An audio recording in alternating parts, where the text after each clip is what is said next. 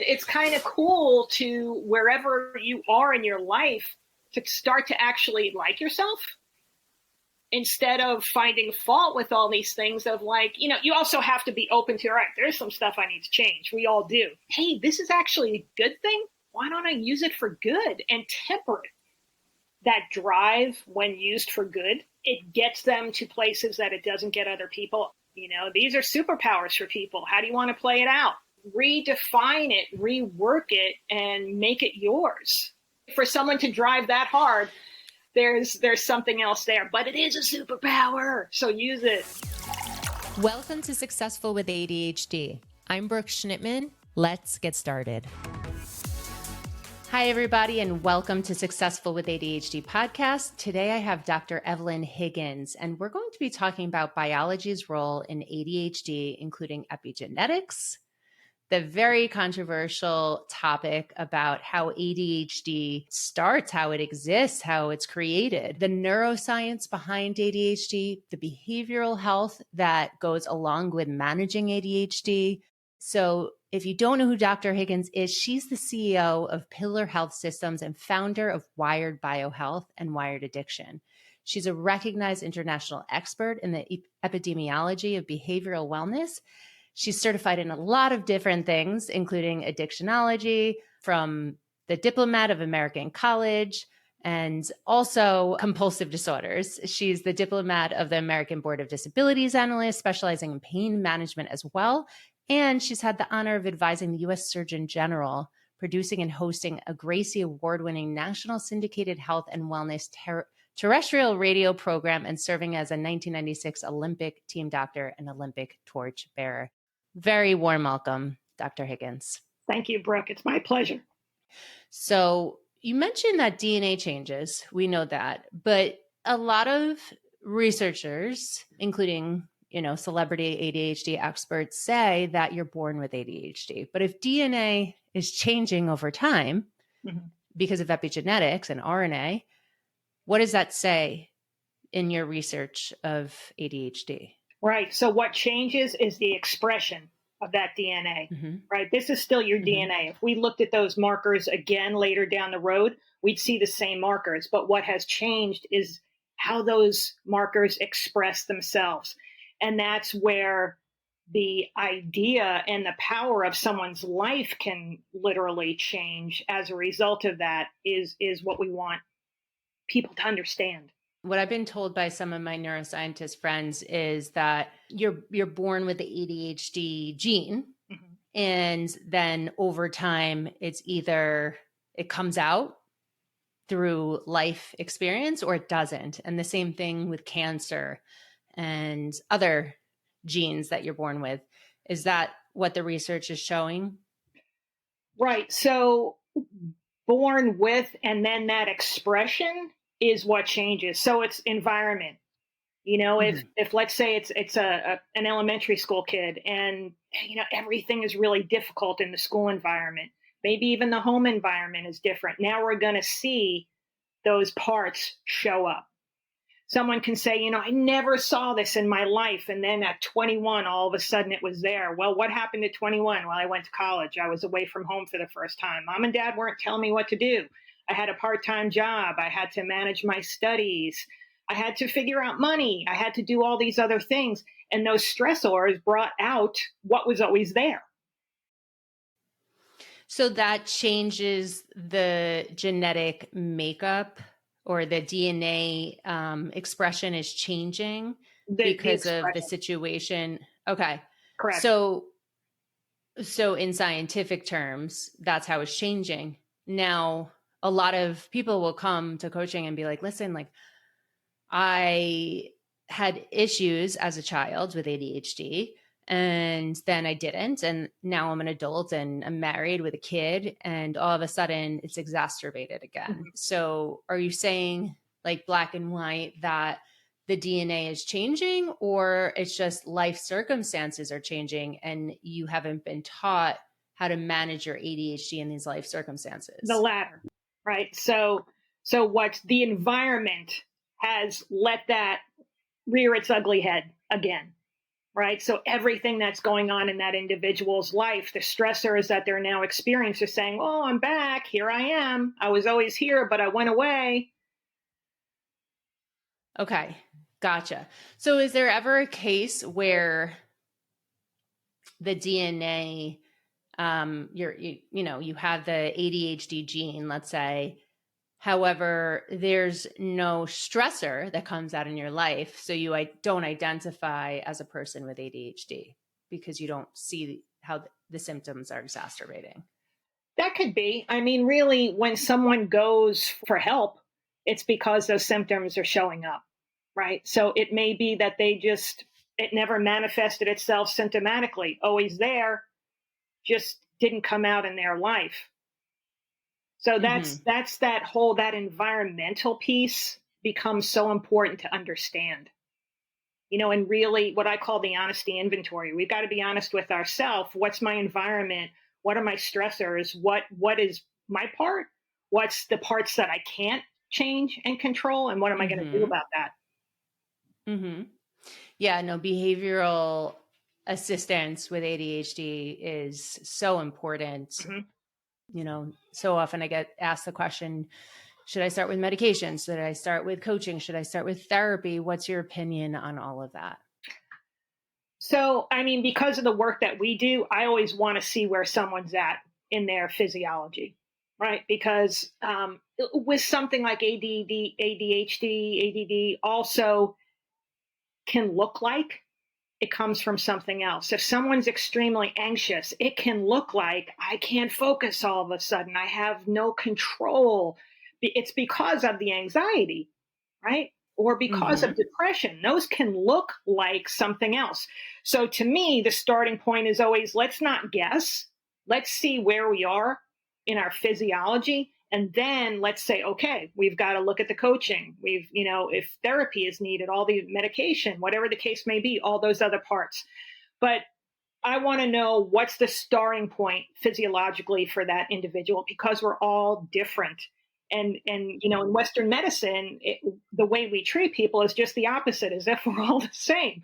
That's the part that makes absolutely no sense. Right. Even if you have an ADHD diagnosis, you're not going to treat the ADHD the same every single time. Correct. It's two different people, symptoms. I heard somewhere that you could show ADHD in 6,000 different ways. So you're right, to treat someone exactly the same. That's what's the issue is in the first place. We shouldn't all learn the same and be treated the same. Additionally, Brooke, what if my vocabulary isn't your vocabulary? And I go in and I'm trying to describe all that's going on with me, and I just don't have the words. What does that look like in the end, right? If we don't have objective data, let's see if it's this. Let's try that. Let's try that. When we can go so much faster into zeroing in. Okay, physiologically, we've got to look at this unique biology of this individual. Okay, given that, now start your coaching, your therapy, all the other things that are necessary to have this complete picture working optimally for that individual. Okay. So for layman's terms, and for me, can you explain what you mean? So I know what physiology means, right? It's the response in your body, but what do you do when you're looking at the physiological response in someone? So after we get a lab panel on someone, we then look at the biochemical pathways and say, this was the result for this individual. It was less than optimal. It was too much. It was too little. It was whatever the case may be. We then look at those biochemical pathways and say, what do we need to do to support to get to the end result that we need to get to? And to what level for this individual based on what their labs tell us. Okay, so is it a genetic lab test? What kind of lab test is it? The SNP portion of things, it's a buccal swab. It's, they're both looking at the individual's DNA. The neurotransmitters, the hormones, urine, saliva, all end products, what's bioavailable in that individual's body. So yeah, it's their unique DNA. Do you think that if everyone was able to do that type of test and could afford that type of test, because I know it's not cheap, that would be the be all end all of getting an ADHD diagnosis? Like that would be the best type of assessment for ADHD? I think it would be the best starting point. And I think, Okay. hopefully as we continue to progress in how we look at health and how we look at mental health and behavioral health, it is health, so it should be treated like every other aspect of health and not put on the back burner. Let's say if someone had cancer in their family, we would say, we want you to get this gene test done. We want to see if that's even within your DNA. It may not be showing itself now, but we want to see if it's there. If it is, we need to know that information. We should get to a point where we treat behavioral health the exact same way. Right. So when you do the test, what shows for the listeners? I know the hormone levels show, the neurotransmitter. Can you go deeper into that? So neurotransmitters, we would see, okay, this is where for this gender, for this age, our numbers should be here. Either they are or they're not. Either they're too low, too high. There's clinical correlations to that. We then look at those biochemical pathways. When it comes to those SNPs, so we're looking at either there's no clinical abnormality and there's a pair, right? So it's either a heterozygous, meaning one of the genes is affected. It's a homozygous, meaning both of the genes are affected. And then what are we going to do about that? What can we do to express that differently? Okay. And so when do you think that a DSM-5 diagnosis should occur, if any? If any is a good... Because let's face it. I mean, not everyone can afford this. We're talking thousands of dollars, right, for this type of test, and not all insurances cover it. So how do we make healthcare accessible to all, especially for those who don't have the money for this type of assessment? Sure.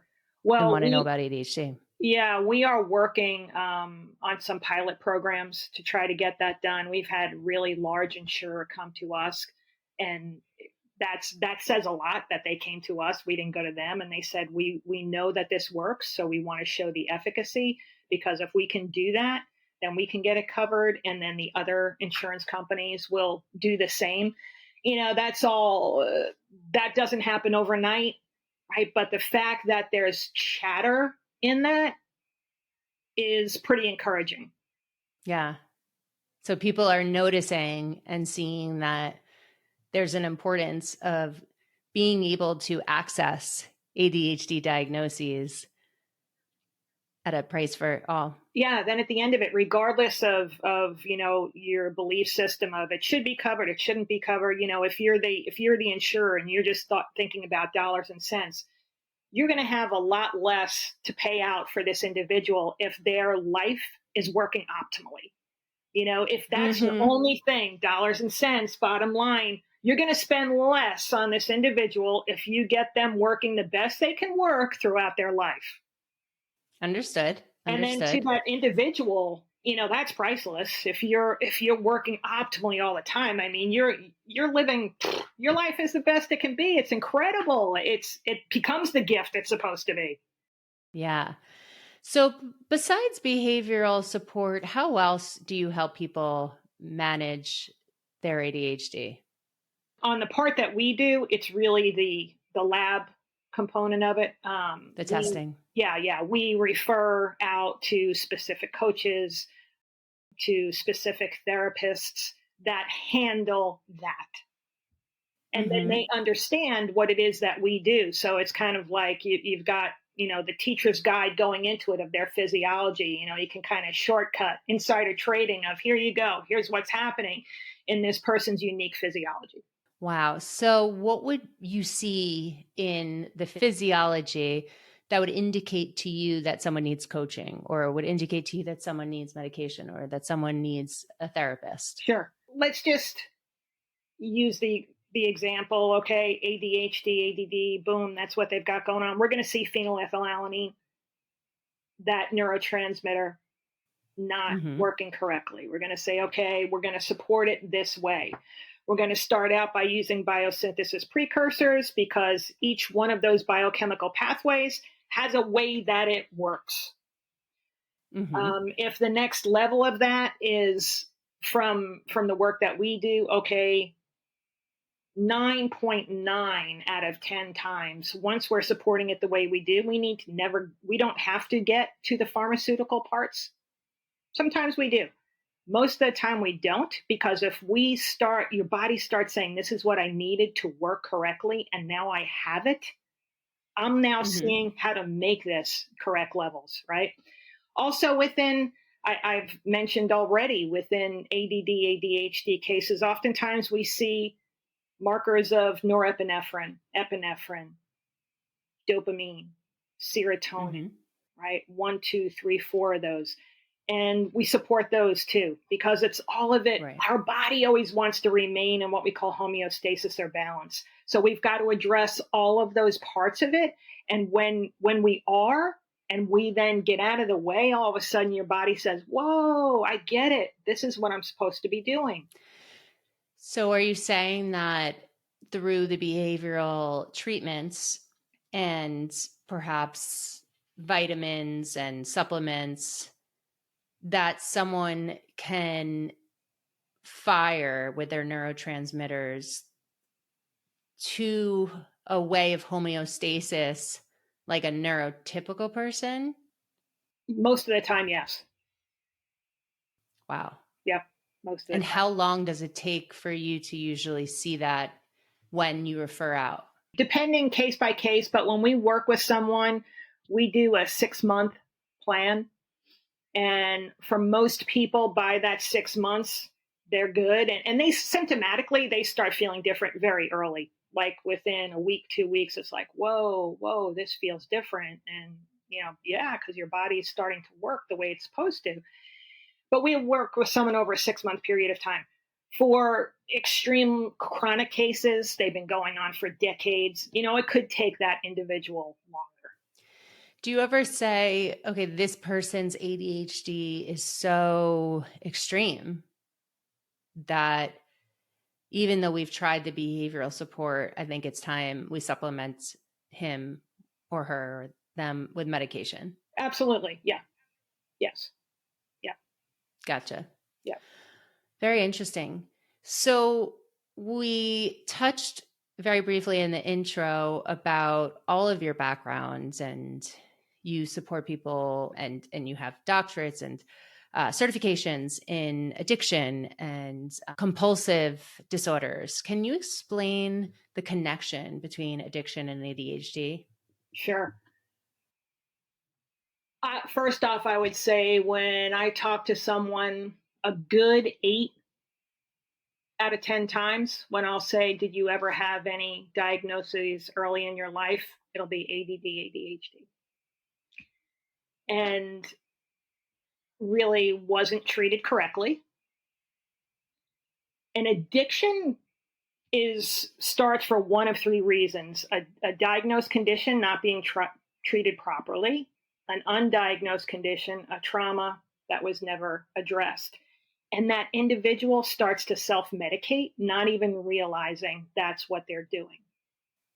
And, kids as young as 10, 11, 12 years old, I started drinking, or I started whatever the behavior is.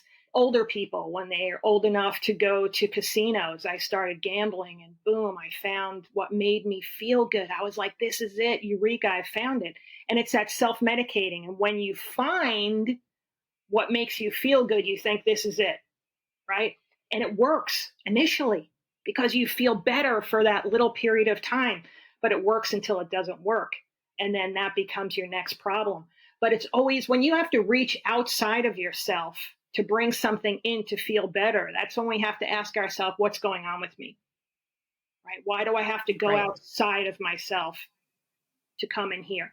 To feel good. Yeah, yeah. So that self-medicating is always the path of what happens. And it's whatever you find at whatever age. Right. So it's not necessarily drugs and alcohol. It's food. It's sugar. Right. It's food. It's sugar. It's porn. it's sex, it's shopping, it's all of those things that then have negative consequences in your life as a result of not being able to stop them. Yeah. Yeah. No, I mean, it's so real. So real. Oh. Would you say the opposite? So many people who you meet who had trouble with addiction have ADHD. Would you say that it's also the same way? Like many people who you diagnose with ADHD have addiction issues? Yes. Yeah. Because it's just that stimulation seeking, it's that impulse, it's that risk, it's all of those things that are showing up constantly, not being addressed, that then creates the behavior. Sure. So Dr. Russell Barclay had shared some information about when an individual with ADHD takes medication, they very often can save 13 years of their life that from addiction and impulsivity and all the things, all the negative consequences of unmanaged ADHD can take off of your life. Yeah, I would definitely agree with that. The behavior has to change. So how do we get to that? We start with, as I said, like, okay, let's go the most conservative route, looking at the biochemical pathways. Here's the biosynthesis precursor. This is the precursor to get to the next step. This is the precursor to get to the next step. We do all that. If we're still not there, go to the medication route. The impulse control, what's happening in that individual's mind has to change, right? If it doesn't, it's a train wreck.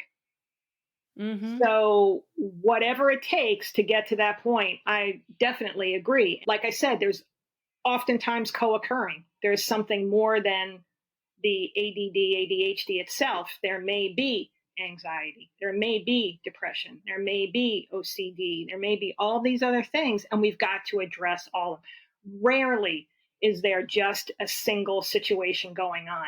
Back to that homeostasis word. Your body's always trying to go into homeostasis, so it's going to keep on balancing and juggling. I'll take from here to keep this going. I'll take from here to have that going until one day it's like, there's nothing left for you to take from anymore. But the body's always going to be trying to do that. Totally. Yeah. Totally. When someone's taking a genetic test with you and doing all of the, swab, urine, fecal, all of that, is there a differentiator that you see between the markers with trauma and ADHD? Good question. Trauma is more than just a word to quantify an experience. It changes our physiology. And oftentimes there are traumas in someone's life before the ADHD is diagnosed. And again, it goes back to the body starts borrowing from all these other places because it's trying to compensate. And we do that over time, and we wind up with our next problem. Yeah. So the trauma it's more than just a word. It's a real physiological change in an individual's body that has to be addressed. Because if it's not, it's just going to continue to deplete those areas that it's depleting. So is there a trauma gene that someone's born with? No, not a trauma gene. It's more of that experience and how it changes. First off, cortisol levels, our stress hormone, we're going to see changes there. Initially, it's going to spike up because it has to deal with the stress. If that stress goes on for so long and it doesn't change and it becomes chronic, it's eventually going to deplete our bodies from cortisol. Our adrenal glands aren't going to be able to make it adequately anymore. That creates a whole cascade of events when we've changed the endocrine system and disrupted that. Now, this cascade just continues and continues. So if you're trying to diagnose someone, and I know that the word trauma is not in the DSM-5, if you're trying to diagnose someone with ADHD, but you notice that their experience has been a lot of traumatic events that have changed their help me with the word. Physiology, thank you. Which one do you work on? How do you know what's ADHD and what's trauma when you're looking at the tests? Yeah, you're really working on both because they go hand in hand, right? It's not isolated. And that's the holistic approach to treating someone, where you're looking at everything. You're not looking at little isolated pieces, because that's not how our bodies work. Right? We know that there's now identified as the NEI supersystem, the nervous system, the endocrine system, the immunological system, all work in concert. Like, immunological, well, how can that be? Look at when it becomes inflamed, a brain on fire. What does that do to the way your brain operates, right? So all of this, it can't just be little pieces. And that goes back to the problem with what we're doing in Western medicine. We just want to treat everybody as a specialist, treat little pieces, and we don't look at the whole person, and we're missing so much. And that person could probably find relief so much faster if we looked at the whole picture, like you just saying, is there any trauma in the individual's life?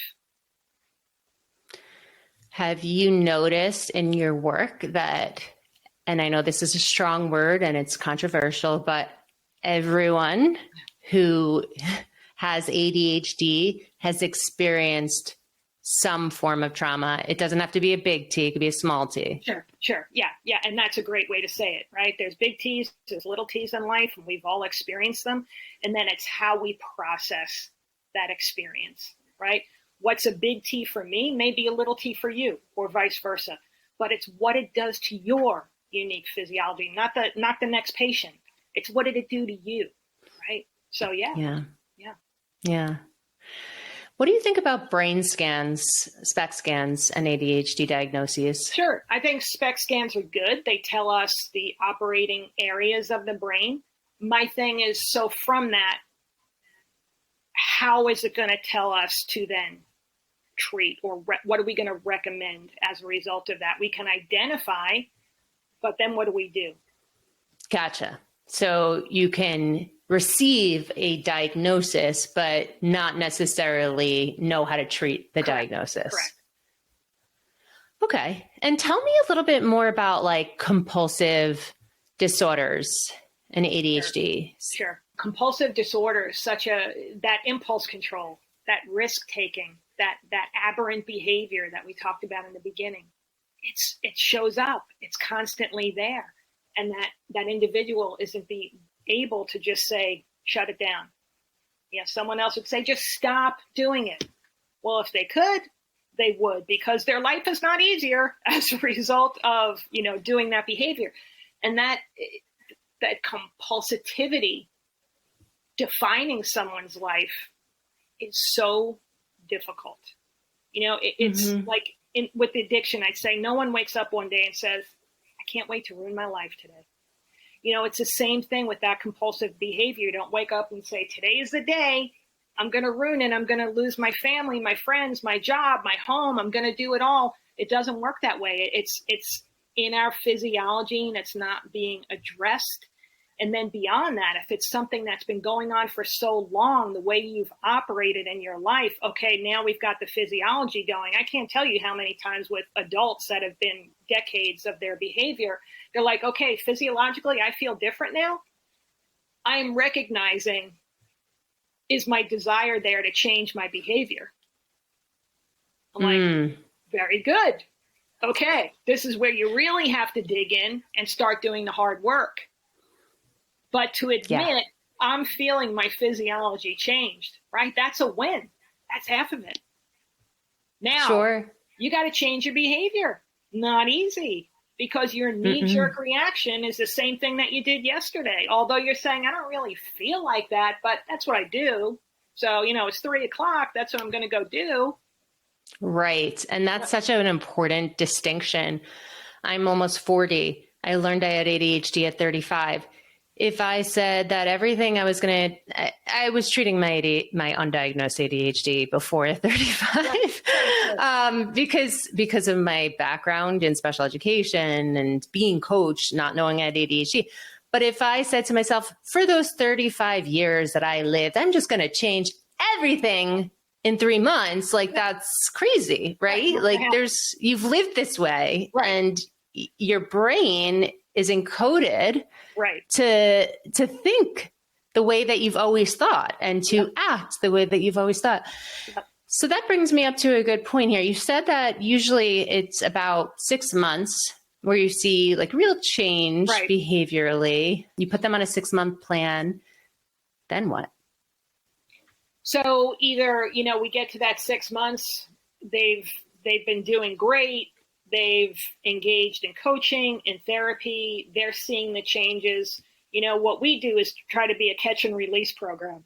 Like, okay, now you've got to keep on doing your work, right? And if you feel like there's been some changes in your life, something's happened, you had a little T, a big T, and you're feeling that now that you know what it's like to feel good, then you're like, okay, because I know my body now, I know I have changes. Can we do a lab test and see if anything's changed where I'm at?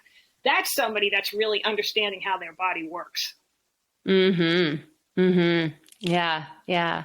Wonderful. And I know the brain can expand and create new neural pathways. Sure. And it could also atrophy when you stop using the systems that work for you. Absolutely. So I think a distinction too to share is that we have to be lifelong learners and feel that feeling of good. So we have that intrinsic motivation to carry on even on hard days. Absolutely. Great point. And so true and so valid. We're evolving every day. Which way do we want to go? Yeah. So you worked with the Olympics in 1996. Mm-hmm. I'm sure you didn't do tests on everyone who was an Olympian. No. But based on and this is probably against what you do, but based on your observations of what you saw in the Olympians and their symptoms, and I don't know if you did that close of a observation, but would you say that a lot of Olympians have ADHD? Oh, yeah. That drive, when used for good, it gets them to places that it doesn't get other people. Obviously, the talent has to be there. The hard work has to be there. I'm starting at a point that's a different individual. But to continue that behavior where otherwise someone else would be like, why do you do that? You're out of your mind. Why do you do all those things? Yeah. And that's, I'm sure things that you talk about, Brooke, it's the using your power for good kind of thing. These are superpowers for people. How do you want to play it out? Do you want to give it and make it your superpower? Or you want to say, oh, woe is me. I've got this thing going on, right? Redefine it, rework it, and make it yours. For someone to drive that hard, there's something else there, but it is a superpower. So use it. I agree. Yeah. Thank you for saying that. I get so much heat by saying that ADHD is a superpower, but when you can tune in and you don't even need the financial resources. I'm sorry. It's not white privilege. It's not like tune into yourself, gain support, whether it be a free social media platform, YouTube videos. There's so much good information out there that you don't need to pay for. You just have to differentiate between good and bad. Yeah. But use that information to channel your superpowers. Absolutely. Why not? We all have strengths. Exactly. And it's kind of cool to, wherever you are in your life, to start to actually like yourself. Instead of finding fault with all these things of like, you also have to be open to, all right, there's some stuff I need to change. We all do. Right. But sure. Like, hey, this is actually a good thing. Why don't I use it for good and temper it? Yes. It's so fascinating. And if you don't mind, I want to just share with you and share with listeners just like a quick little synopsis of my life with undiagnosed ADHD. Not knowing I had ADHD growing up, I had stress, anxiety, low grade depression, and I would see a therapist. And every time I left the therapist office, I felt worse. Every time. And it wasn't that therapy wasn't good for me or wasn't working, but I kept going into the negatives of my unmanaged ADHD, which we thought was anxiety, which I do have anxiety. Don't get me wrong. And then once I got coached, not knowing I had ADHD, I received coaching. That was the first time that I actually was like understanding myself and executing and doing things with intention and like managing it in small steps. And that's when I first felt confident for the first time. So I love how you said we all have a choice, right? We can talk about all the negatives. We can feel all the negatives. And it's important to know that you have struggles, right? And to recognize them. But also, what are you going to do with those struggles at the same time? How are you going to break free and focus on your strengths? Correct. And that is a beautiful point, so well portrayed, because to me, especially when it's a young child and the parents are like, oh, diagnosis. I'm like, well, phenylethylamine is low, norepinephrine is low, epinephrine is low. But what are you going to say? I'm like, diagnosis would be this. But I'm like, I'm not sharing that with your child, because a child becomes what you tell them they are. Correct. And they will live out their life thinking they can't do what other people do. Nothing could be further than the truth. And that really upsets me when people do that, as you could probably see, when people do that to someone else's life. Yeah. They are uniquely them. Let's get them to the best them and then let them roll. So that's a great point. Now, what do you want to tell the people now who are 30, 40, 50, 60 are now learning for the first time that they have ADHD, an auditory processing disorder, whatever, and their parents knew it the whole time? I think you're differentiating a little bit, right? Like, you don't need to give them every single nook and cranny, but like you can tell them their overall diagnosis. Yeah. No, exactly. And if they're still in this really bad space and, they've been having some kind of treatment for 30 years, then that was way off. It didn't work, right? It's, knowing like you're going to have to work a little harder at your schoolwork, because the first time you read it may not be enough, right? But that's you, but you're really good at this.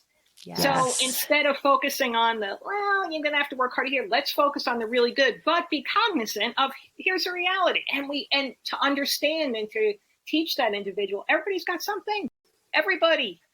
Yes. So, everyone has something. Treat the individual where they are. Correct. And have an even playing field. I used to be in special education. I used to run IEP meetings. I was an assistant director of special education. And these parents, they tried so hard to help their kids. They were very educated. But what I found, and I worked in very good school districts, but what I found is they wanted to just bombard their kids with accommodations and services. And you have to start with the least restrictive environment. I understand that sometimes you know your kid better than the school.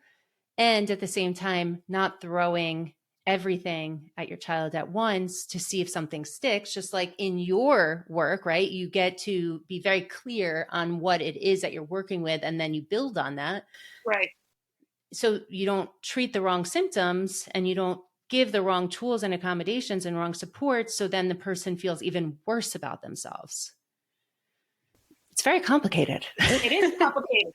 It is complicated, but if you optimize what that individual has to work with, you're going to be in a better place of even understanding and receiving that information of, okay, you're going to have to work a little bit harder here. This is your go, don't stop lane, Yes. We all do, but then you make it, that's life, and we all do. Yes. That's building resiliency in an yes. individual. And we have to have resiliency to get through this life. Right, Carol Dweck. And literally, like, I know that so many of us with untreated symptoms for so long have such negative thoughts about, the past, right? Like, well, I didn't get the support I needed, so I need everything now. Right. So it's like, how does someone deal, right? Like, how do you recommend that someone starts slow and does one thing at a time rather than giving them Rome in a day because they feel so terrible about themselves. Right. And that's what we do. And we tell people it's because we need to know what's working. If you throw everything at once, how do we identify what was the needle mover? What changed things? Or was it a combination of after we did this and then we did this because of the uniqueness of everyone? So it's one layer at a time and keep building and building. Yeah.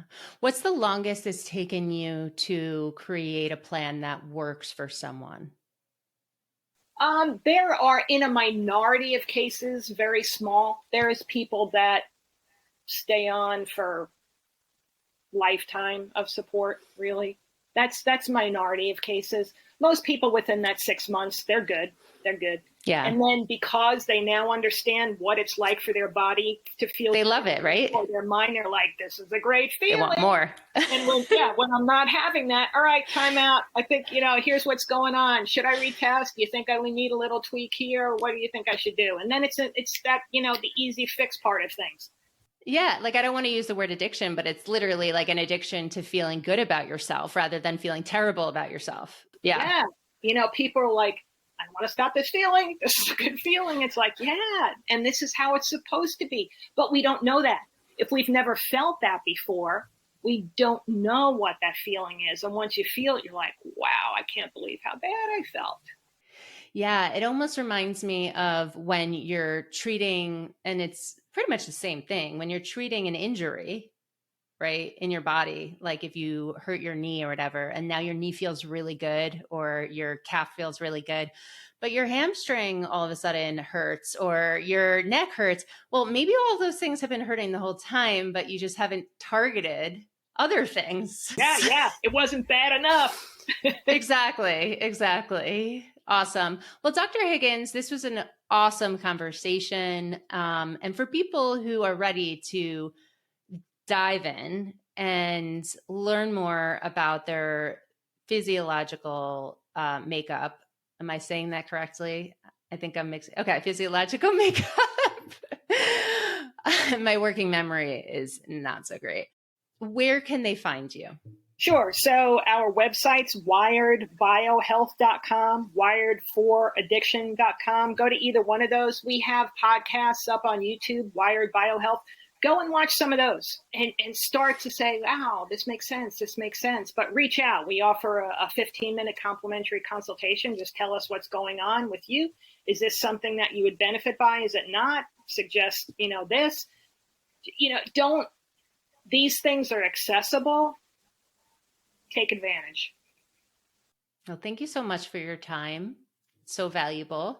The point of Successful with ADHD is to give everyone all of the information for ADHD out there and for them to make their own choices on how to thrive with it. So I know this is going to resonate with someone. Again, I appreciate you being on the Successful with ADHD podcast. Thank you, Brooke. Do a great job. Thanks so much. Thanks for listening to this episode of Successful with ADHD. I hope it helped you on your journey.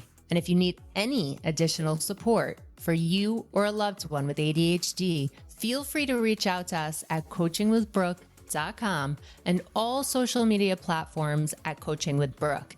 And remember, it's Brooke with an E. Thanks again for listening. See you next time.